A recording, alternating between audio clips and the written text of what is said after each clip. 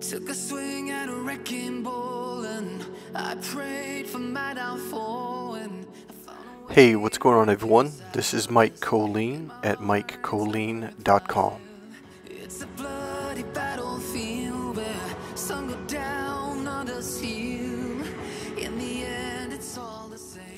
So, today is a very sad day in not only the world of mixed martial arts, but a very special family, the Lee family. Angela Lee's little sister had killed herself about a year ago, and they finally just came out and they're talking about it. So this video is going to be a little bit about that, but it's going to be more about what narcissists have done to us and what they get away with on not just a yearly basis but a daily basis, and they've been doing it for hundreds if not thousands of years. So I'm playing the music kind of loud right now on purpose. It's because I'm really I've been crying for an hour and it's really taken me a long time to kind of compose myself. I'm just gonna spill my guts here.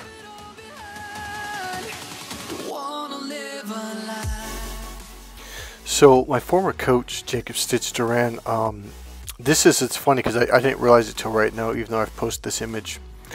He had called me up years ago. I don't know if it was about 7 or 8 years ago, but he just said, hey, what's been going on with your life? Haven't heard from you. What's going on? And so I essentially told him a lot of the stuff that I've told you guys on the video, the things that have happened to me, etc. And he had flat out told me, he goes, you need to write a book about your life, Mikey, because he was around when some of that stuff was going on. Like, one of the main things was that he had pointed out to me was when I had won a championship fight in kickboxing in Sacramento, when we were out in the hallway, he was cutting off my hands and all my teammates were celebrating. It was a pretty big deal, and my family was walking behind me so I couldn't see them. And they were walking out and away, and my coach, the guy you just saw, Jacob Stitch Duran, he was like, hey, what's going on with your family? Did someone die? I'm like, no. He goes, what's wrong with your family? I'm like, what are you talking about? I go, dude, I just won a championship fight. And he's like, yeah, exactly. He goes, why aren't they over here hugging and kissing you and jumping up and down and celebrating with all of us? He goes, I don't understand. He goes, look at them. They look like someone just died. So I turned around and go, what are you talking about? And I saw them. They did. Their heads were hung low like the worst thing in the world happened, like someone close to them just died. That's how much they hated to see me win. That is narcissism. Another coach in high school, when we won section championship in high school football, he came over and he goes, where's your family going? I go, what are you talking about? He goes, he literally approached me and said, hey, did someone die in your family? I'm like, no. He goes, what's wrong with your family? Why are they walking away? Why are they so sad? And at both times, I just was like, I don't know. And it was just weird. And both the coaches was, Mikey, something's wrong with your family. This isn't normal.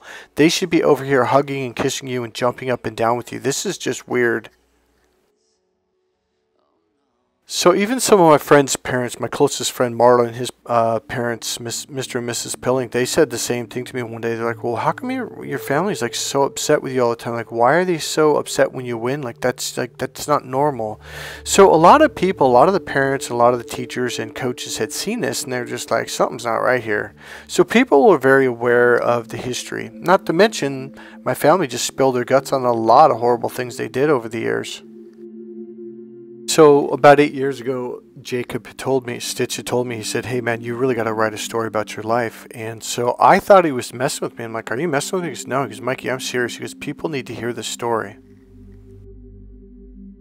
And yes, that's him on the left side there in this Rocky movie called Creed.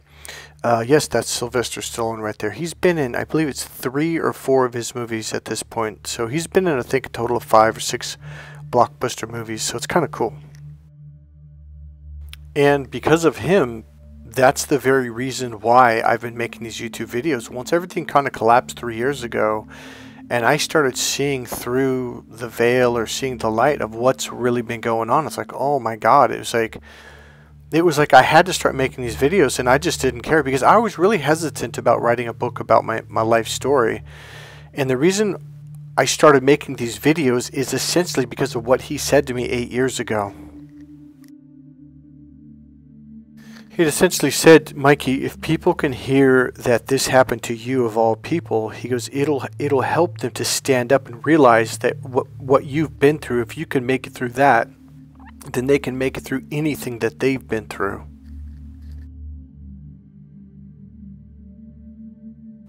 Now, I want to share a few things that Dr. Sam Vaknin, a notorious narcissist who goes around educating people on narcissist and narcissist abuse. He has stated some things multiple times. He hasn't hid it. He hasn't been secretive about it. He's been very open, very honest about it. Number one, he has said multiple times that if a narcissist can, if they can get away with it, they will kill you. He also talks about how narcissists will try to get you to kill yourself. Suicide, okay? They enjoy destroying people, and it's a delightful, what's the word? I'm losing the word. Giddish kind of victory for them if they can get you to kill yourself. They're the masters of making you suicidal. About 2 weeks ago, I saw a video of Sam, and he flat out said, he goes, yes, when a narcissist goes to prison, and if I remember right in that video, I think he said that he was actually in prison. Actually, let me see if I can Google that. Hold on. Yes, actually, first very top thing, Wikipedia, he was sentenced to 18 months imprisonment, etc., etc. So he said when a narcissist goes to prison and or if they join the military, they can control their narcissism. In fact, they will completely stop it. He said the reason why is because they can get killed if they don't, especially in prison. So here's my number one message. The reason why narcissists are running rampant, killing people, poisoning people, hurting people, destroying people's lives, mentally, emotionally, and physically, the reason why they are doing this is because we're letting them, not just empaths, not just victims, but society as a whole has essentially said, well, just look the other way, and therefore it's okay. So it's the same thing because bullies are narcissists. Narcissists are bullies. When you punch a bully in the nose, guess what? They stop and they look for what Sam Vaknin calls willing victims. So this is why my whole channel is around the whole idea of don't be a victim. Punch them in the nose. Strike back. Tell them that they're shameful. Call them on their shit. They cannot take it. So if you stop being nice to them, guess what? They're going to stop coming around. Well, as long as if you're mean to them once, they're going to keep testing you. They're going to keep coming around. You have to be 100% resilient, persistent, 100% persistent. Not every third time, not every fourth or fifth time, not 2 out of 3. Every single time you've got to be mean to them. You've got to be sharp. You've got to be hurtful. You've got to call them on the shit. You've got to point out what they've done. Tell them how you don't like it, and just close the damn door. I mean, just hanging up on them will hurt their ego. It will hurt them emotionally really, really bad. They cannot take it. Closing the door, locking the door, blocking them on your feet. You just keep doing things like this, and all they're going to receive from you is pain, pain, pain. And guess what? Narcissists can't do that, which means they're forced to find another supply. Now that society is waking up and people are seeing this throughout the world, they're getting desperate. So I want to point 2 things out. Number one, as Sam has said multiple times in different videos on YouTube, yes, if a narcissist can get away with it, they will kill you. Number 2, they can stop it if they want to, but they don't want to, because as long as people let them get away with it, they're just going to continue on doing it. So that's why it's up to you to say no more, never again.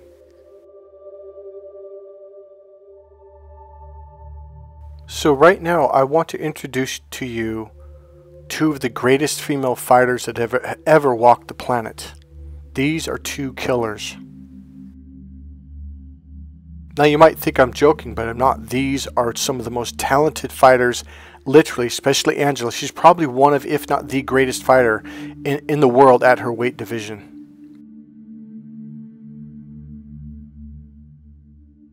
There's Angela on the left, and there's Victoria on the right.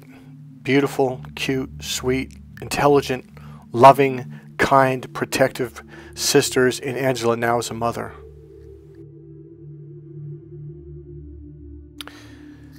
On the right is Angela's younger sister, Victoria. She took her life last year, 2022. So don't let looks deceive you. Victoria was a vicious, vicious fighter. She was aggressive. She was sharp. She was talented. You know, when I first heard about her, first saw her interviews, I thought, oh, well, she's sweet, she's nice, but she's nowhere going to be nowhere near what Angela Lee, her older sister, was. But Victoria, oh, by the way, she was a world champion in one of the top organizations in the world, won championship. So she's on top of the world. She just won the world championship, and I don't know if it was 6 months later, a year later, 9 months later, she takes her life, and there's a big mystery around this. Nobody knows what happened. They don't know why. And I will tell you what my first thought was, and this is why I'm making this video. I can't help but wonder if there was some kind of narcissist abuse, like someone had threatened to humiliate her or publicly shame her or something like that. Now, I don't know what happened or why she took her life or what happened. I don't even want to speculate on it, but that was my first gut instinct. Something inside was just instant, like, this doesn't make sense. She's beautiful, she's young. Her older sister loves her to death. Her mom and dad are very loving, very supportive. She's surrounded by very good people. So it's the last thing I'm going to say on this part of the subject. I can't help but wonder if it was an internet cyberbully or what happened, but something happened, and I wish I could have go back in time.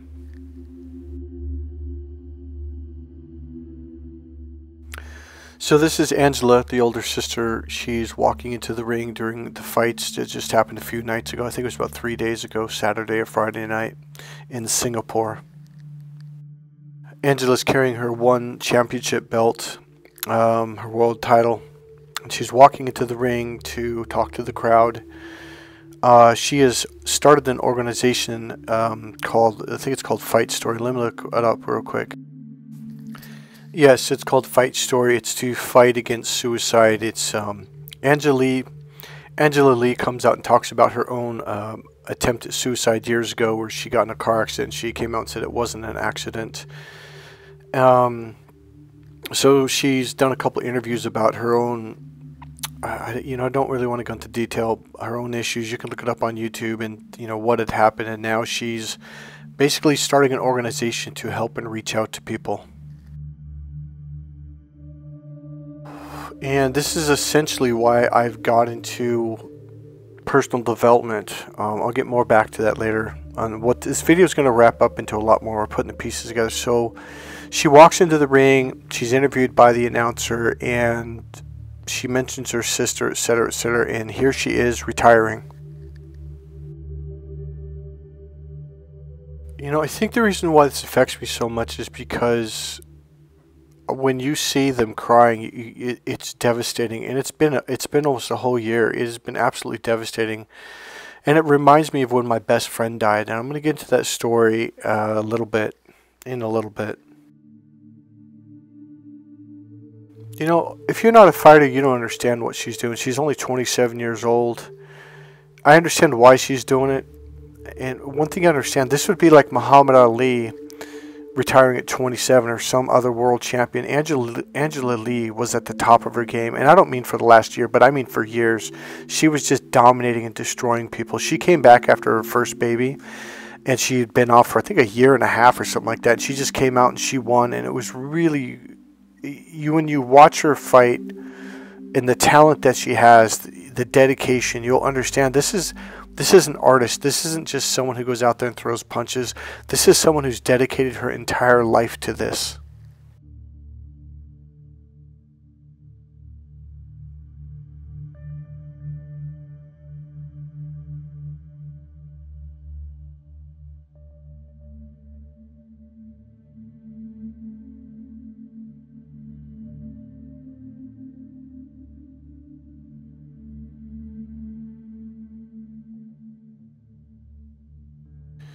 So I want to share with you some things that I've received, messages people have sent to me, etc. There's one in particular that really is going to shock you.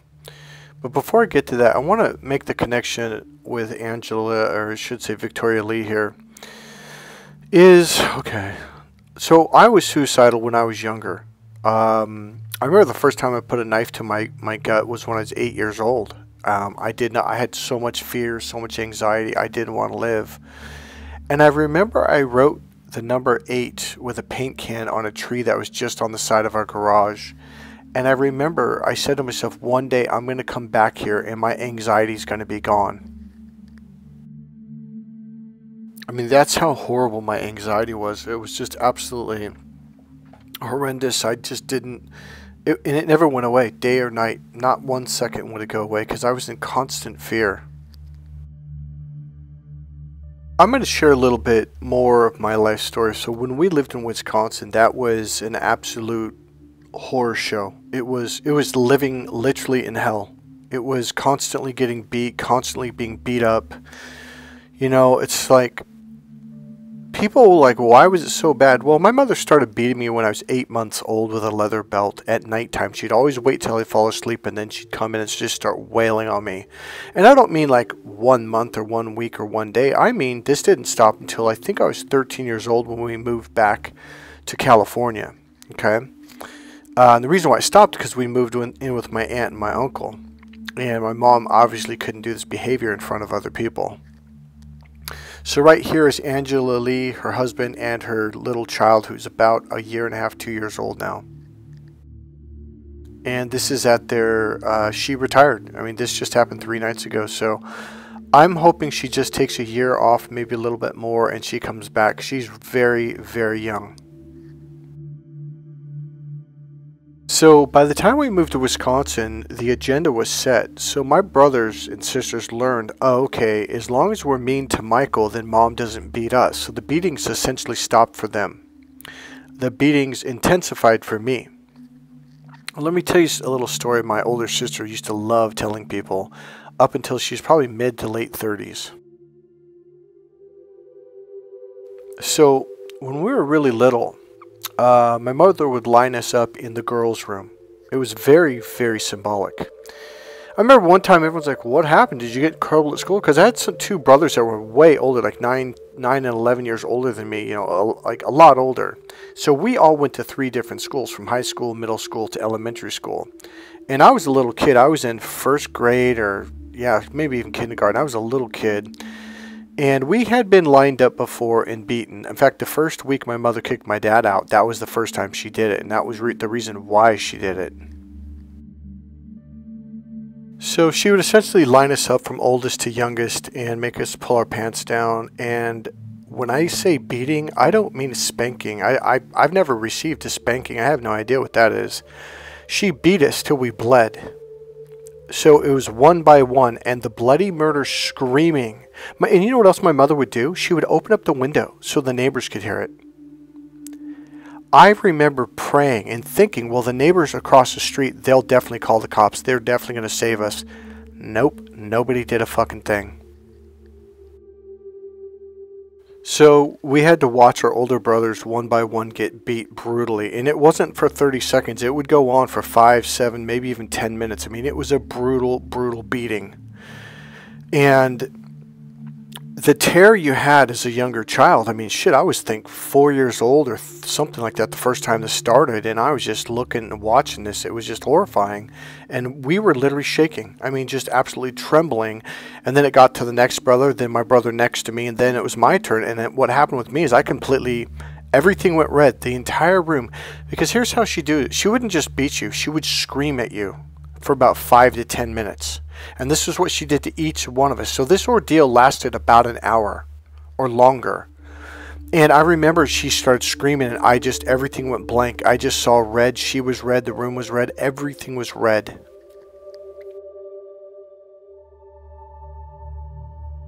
So this went on for years. Okay.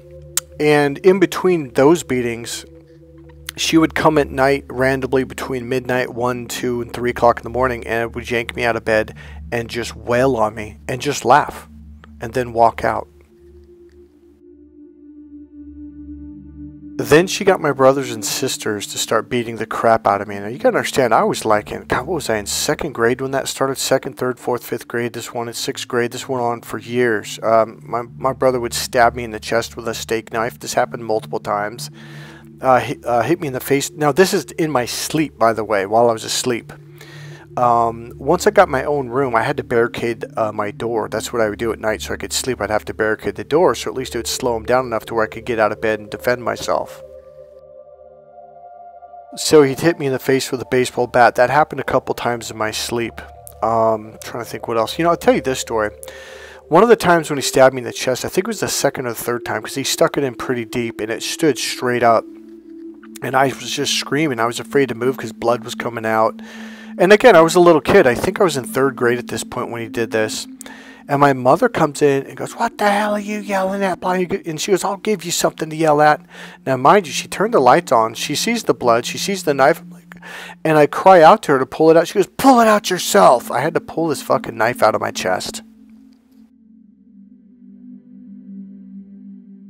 So the famous story that my older sister and my younger sister would love to tell people when new people would come over, like when I brought my girlfriend over to the house, or you know, when visitors were coming, or friends, neighbors, etc., was how my mother beat my brother Charlie so severely he bled for 4 days. My sister told that story. I wouldn't be surprised if she's still telling it to this day, and she would laugh and laugh just thinking it's funny. And all the neighbors know about it, and everyone thinks it's funny. Talking about a beautiful soul, my brother Charlie was the kindest, happiest, funnest, most loving person you'll ever meet in your life. He just wanted to be happy. That's all he ever wanted. And she beat that right out of him. He was a complete nervous wreck. In fact, all of us were. And he turned to drugs, and I understand why. It's like you have no idea what it's like. You're thinking, well, you know, you're 20-some years old or 30 years old. You're out of the house. Like, you don't understand. It doesn't just go away. It's not like a button you turn off. Like, you can't go to sleep. You're terrified. I still, to this day, sometimes I'll wake up in the middle of the night and I'll barricade my front door. I'm not kidding.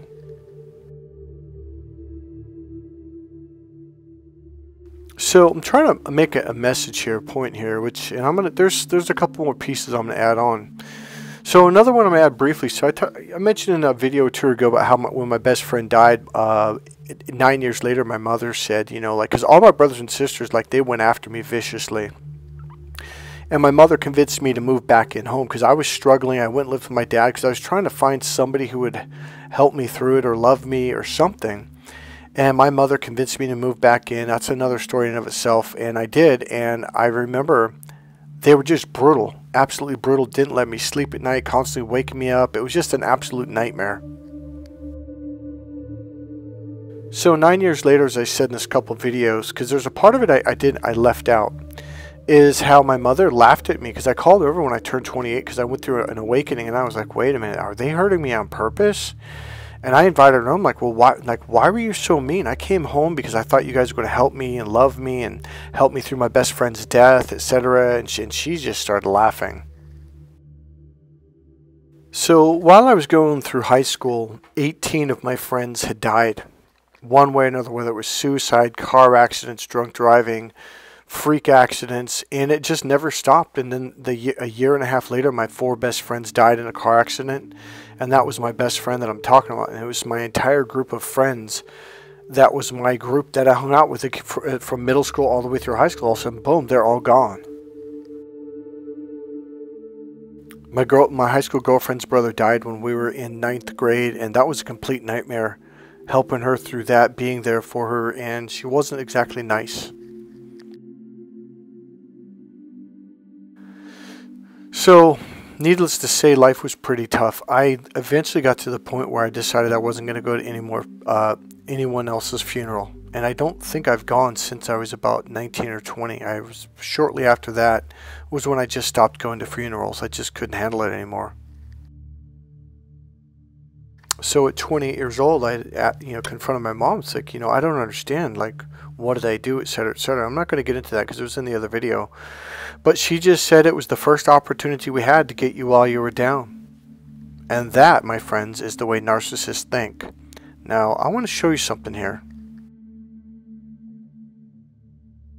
Here's a message someone actually posted. So I cut her name out, but she says, so there are two types of people: those who act on others, manipulate others, create power struggles, and those who don't have a clue that they are acted upon by others. Are the latter so innocent? Really? This is one sick MFing person. And this is what we're dealing with. There's a word in the Bible or Christianity called reprobate, which I always hated the word, whatever. Oh, they're reprobate. Well, it literally means people who are so far gone, there's no hope for them. They are animals. They are disgusting. They're literally like they're unsavable. Someone who's reprobate is unsavable. They don't have a heart. They're not connected to their heart. They're never going to be connected to their heart. These are people that you have to just let go, because there's nothing that's going to happen, nothing you can do, and nothing that God can do anymore. We are living at a time when it's time to save those who are savable, save people that are working in the right direction. So tell me what you guys think about what this person wrote on my page. I didn't even respond. I just deleted it. It was like, whatever. So here's something really important I want to say. So you have Angela Lee, very world famous, starting an organization called Fight Story to help people to open up to, one thing she said in an interview was like, hey, you have to have some kind of outlet when you're having a bad day, someone you can reach out to, someone you can talk to. And I thought that was a really, really smart, wise words of wisdom. That was a really good thing. She says, you're right. I'm a world champion. Some days are good, some days are bad. But, it's like I am a tough person, but I'm human. We all have bad days. So this was an interview where she was talking about Fight Story and her own suicide attempt, etc. And here's what I really want to say. God bless her for doing this, and I think it's wonderful. The challenge is this. The problem is narcissist abuse, and not enough people know it. If someone could sit her down and say, hey, watch these videos, this is what we call narcissist abuse. Here's why I'm saying this. Why do you think the majority of people on the planet are suicidal and depressed? It's called narcissist abuse. But here's what happens when you go to a doctor. Your family makes up these fanciful stories, these fantasies, like literally. You try to talk to the doctor and they just shut you down. They won't listen to you. You're the sick one, so you're just crazy. Yeah, that's really smart. The patient is the one you should ignore. That's the one you should be paying attention to. That's the one you should be listening to. This is the person that's seeking out the help from you, doctor. Oh, I tried that whole system out for about, I think it was 3 years or so, and those doctors don't listen. They literally, like, once they say you're depressed, they don't listen to a single word that you say after that. It's all about pills. Here, take these pills. Let me know how your stomach feels. Take these pills here. Let's adjust them. Let's change them. I remember trying to tell these doctors, like, well, you got to understand, my best friend and 4 other friends just died, and that's why I'm here. No, that's not why you're here. It's because you're depressed. Yeah, I'm depressed because I had 18 friends of mine die in high school, and then a year and a half later, 4 of my best friends died. Like, there's a reason for this. And then I tried to tell him part of my history in the past to kind of give him an idea. He literally didn't want to listen to a damn thing that I had to say. It had nothing to do with what I had to say, but with what the narcissist had to say. I figured that out really fast. Well, maybe not really fast. It was about 3 years, because I went with good intentions, thinking, oh, well, the doctors care. And I don't even know if the doctors care or not. It's just that they're either extremely dumb as a box of rocks. It's like literally like if somebody says, oh, this person's crazy, their brain goes, oh, crazy, and they completely delete anything that is said by you after that. And then they just take whatever the people around you say about you, just blind faith. Like, I mean, those guys should be pastors, because it's all about blind faith. Anyone says anything, okay, let me write that down, because obviously I've known you for a whole 30 seconds and you must be telling the truth, and you're obviously an honest person. Well, it turns out the people around suicidal people are usually the people that are causing them to be suicidal. So what did I do? I got my fight back on. I started lifting weights. I started training at the gym. I started becoming more aggressive. I moved away. I got out. And here's the really interesting thing when you move away from narcissist. all of a sudden you start becoming happy. Life becomes fun again. You start achieving things. You start getting things done. You get motivated. You get inspired. And all of a sudden, suicide goes right out the window. Isn't that interesting? But here's the secret to that. You have to get away from all of them and cut them all off. And I'm going to tell you right now, like, that was the best decision that I've ever made in my entire life. So I'm going to make up a phrase right now because this is what needs to happen. Narcissist awareness is suicide prevention. Period. End of sentence. See, the goal should be to put psychiatrists out of business. That literally should be the goal, because that means you have a lot of happy, healthy, wonderful people going around and living and enjoying their life. But here's the way life right now is, it really works. So here's the reality of our situation.